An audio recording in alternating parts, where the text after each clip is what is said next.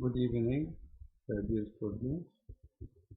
Today we will finish the 12th night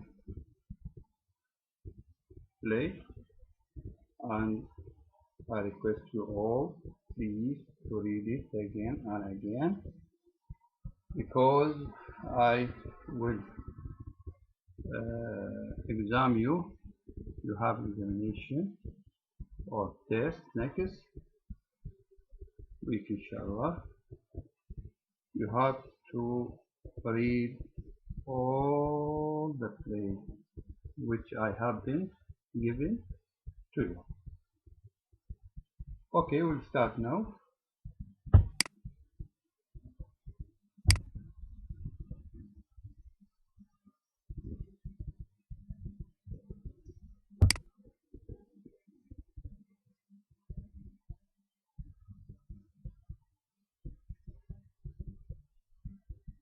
A grave misunderstanding in the minds of Olivia and the Duke. Olivia now comes out of her house to meet the Duke, who has called at her residence in order to plead his love to her personally. The Duke asks if she still continues to be cruel towards him, and she replies that she has not changed her mind about him, and that she is unable to love him. The Duke thereupon loses his temper and says that he ought to kill a heartless woman like her, but that actually he should kill the young man, namely Cesario, who had stolen her from him. Cesario at this time intervenes to say that he is willing to die 1,000 deaths in order to please the Duke. This line is very important, please, my students. Olivia addresses Cesario as husband, whereupon the Duke feels surprised while Cesario denies being her husband, and she then summons the priests who had performed the ceremony of betrothal between her and the young man whom she had thought to be Cesario, but who was actually Sebastian. The priest, on seeing Cesario and thinking that he is the same young man who had been betrothed to Olivia, confirms Olivia's assertion that Cesario is surely her husband, or her would-be husband. The fact is that now both Olivia and the priest have mistaken Cesario for the young man who had been betrothed to Olivia, though she had actually been betrothed to Sebastian, who had at the time seemed to them to be Cesario because of the close physical resemblance between the two. The Duke, now feeling sure that Cesario had been wooing Olivia on his own behalf and had thus betrayed the Duke's trust, accuses Cesario of being a most dishonest and cunning fellow. He then asked Cesario to take Viola as his wife, but never to meet again. Cesario denies any kind of relationship with Olivia, but Olivia asks him not to tell a lie.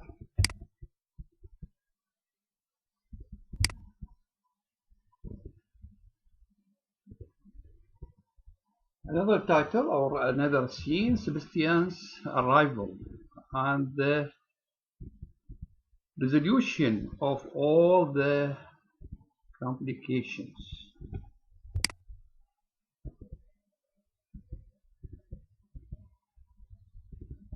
Now Sebastian comes to see Olivia. He was the young man who had been betrothed to Olivia, and he has now come to see her with a great self-confidence as her fiancé.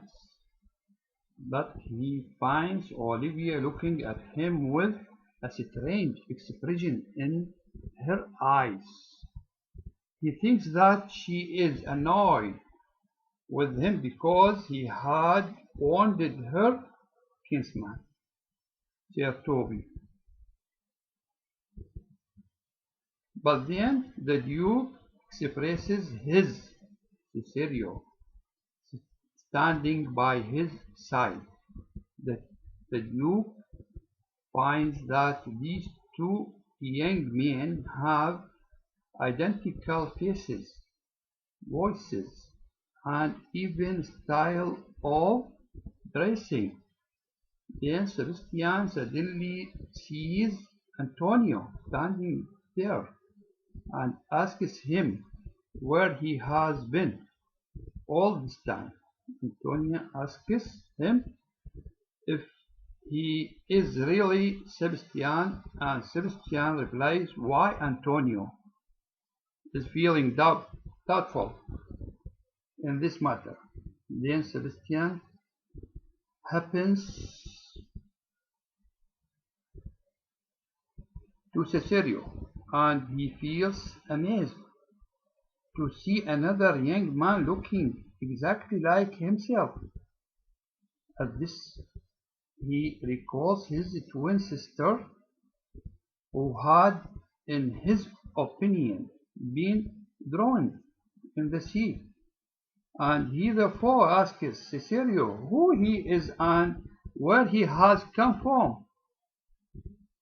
Cesario now discloses his real identity as Viola, thus surprising everybody.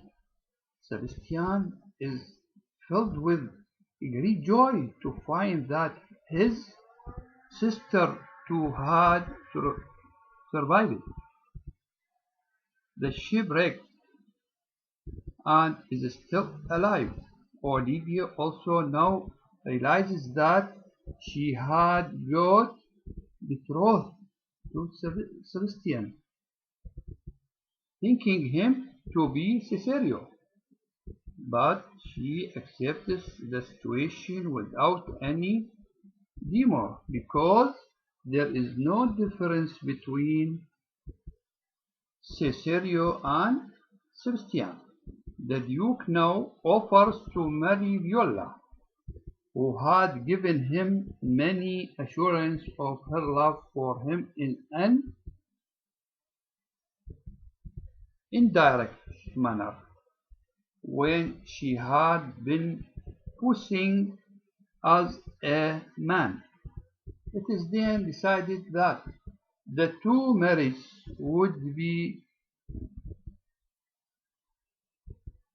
solemnized on the same day, and this is how the play ends on a happy note.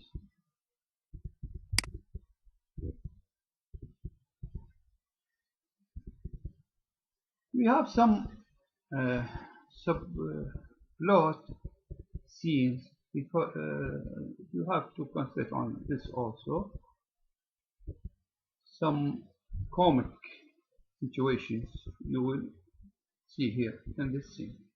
The subplot pertaining to Marlborough. Simultaneously with the progress of the main plot, the two subplots have also been developing, and both of them come to an end before the main plot ends. Maria adopts an ingenious device to give Malvolio the impression that Olivia is in love with him, and Malvolio, thereupon feeling puffed up, begins to behave in a most absurd and ridiculous manner, thus exciting the ridicule of Sir Toby and Mary, and their associates Sir Andrew and Fabian. Sir Toby then has Marlborough imprisoned in a dark room on the ground that Marlborough has gone mad. Next, the clown, disguising himself as a curate father, harasses Marlborough, whose distress at being treated as a madman is very acute. Ultimately, Malvolio is released through Villiers' intervention, but Malvolio's resentment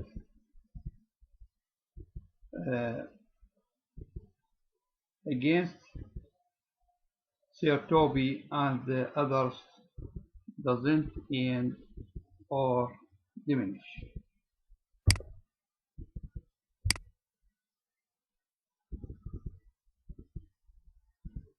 The last scene, the subplot pertaining to Sir Andrew and Cecilia. Then there is the going of Sir Andrew. Sir Toby has first been encouraging him to regard himself as a suitor for the hand of Olivia in marriage, though Sir Toby has known all the time that she would never marry such nincompoop as Sir Andrew. Later, Sir Andrew involves Sir Andrew in a quarrel with Cesario, not knowing that Cesario is actually a woman in the disguise of a man. A quarrel between Cesario and Sir Andrew also takes a comic turn, not only because Cesario shows the timidity of a woman, but also because Sir Andrew is a coward who doesn't in reality wish to take the risk of fighting a duel with anybody. The going of Sir Andrew and Cecilio is almost as amazing as the going of Marlborough. This is the end of the 12th night play, or what you will play. Thank you. All the best. We will meet in next lecture, and next lecture will be for discussing, and any question or query, please feel free to ask any question about that. Thank you. Goodbye.